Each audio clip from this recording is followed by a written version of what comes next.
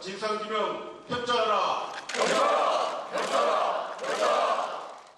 김만배 허위 인터뷰 의혹을 대선 공작 게이트로 규정한 국민의힘은 앞으로 일주일간 여론전에 나서겠다며 총력 대응을 다짐했습니다.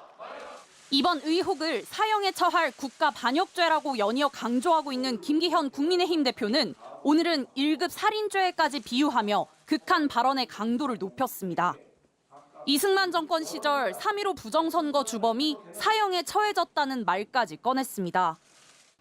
치밀하게 계획된 1급 살인죄는 과실치사죄와는 천양지차로 구별되는 악질 범죄로서 극형에 처해지는 범죄입니다. 국민의힘은 이번 허위 인터뷰 의혹의 배후에 민주당과 문재인 정부 시절 검찰이 있다고 공세를 확장했습니다. 역대 민주당과 민주당 지지 세력이 대선 때마다 습관처럼 저질렀던 대선 공작의 재현입니다. 하지만 수사 중인 사안에 대한 지나친 억측이라는 주장도 당 안에서 제기됐습니다. 이재명 민당의 배후설이다. 이제 좀 너무 나가 보인 거고요. 수사를 지켜본 후에 그런 사실이 드러날 때 얘기해도 된다. 이준석 전 대표도 아직 증거로 드러난 것이 없다며 구체적인 게 나와야 한다고 했습니다. 민주당은 언론을 협박해 침묵하는 사회를 만들려고 하냐며 특히 총선을 앞두고 윤석열 정권의 언론 옥죄기가 빨라지고 있다고 지적했습니다. 언론인들의 목숨줄을 쥐고 있다고 협박하려는 속셈입니까?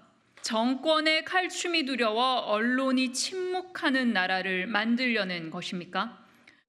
국민의힘은 허위 인터뷰 의혹에 대해 현안 질의를 하겠다며 내일 해당 상임위 전체 회의를 소집했지만 민주당은 합의되지 않은 일방적 결정이라며 반발하고 있어 파행이 예상됩니다.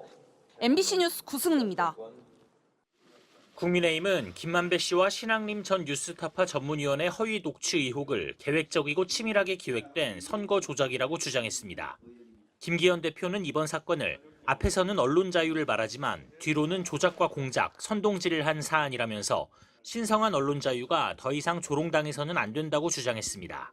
대한민국 자유민주주의 근간을 해치는 반국가적 범죄다. 이 정도 되면 사형이라고 해야 될 만큼 중대한 범죄 아니냐라고 말씀드린 것입니다. 이어 국민의힘은 대선 공작 게이트 진상조사단을 정식으로 발족하고 신속하고 철저히 진상을 밝히겠다고 했습니다. 규모 면에서나 치밀한 기획 정도로 보아 도저히 김만배 개인이 홀로 벌인 일이라 보기 어렵습니다. 그간 공식 대응을 자제해왔던 민주당도 작정하고 반박에 나섰습니다. 이재명 더불어민주당 대표는 김기현 대표의 사형감 발언에 대해 짐이 곧 국가라는 전체주의적 사고와 맞닿아 있다고 비판했습니다.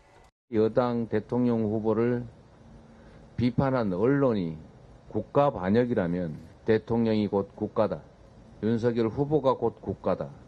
이런 사고가 배어 있다고. 대통령실과 여당, 검찰을 향해서는 정권의 비판적인 언론을 골라 마녀 사냥을 시작했다고 쏘아붙였습니다. 사냥이 시작된 것 같습니다. 국민의힘 의원들이 해당 인터뷰를 받아 보도한 기자 6명을 실명까지 공개하며 고발하더니 검찰은 즉시 특별수사팀을 구성했습니다.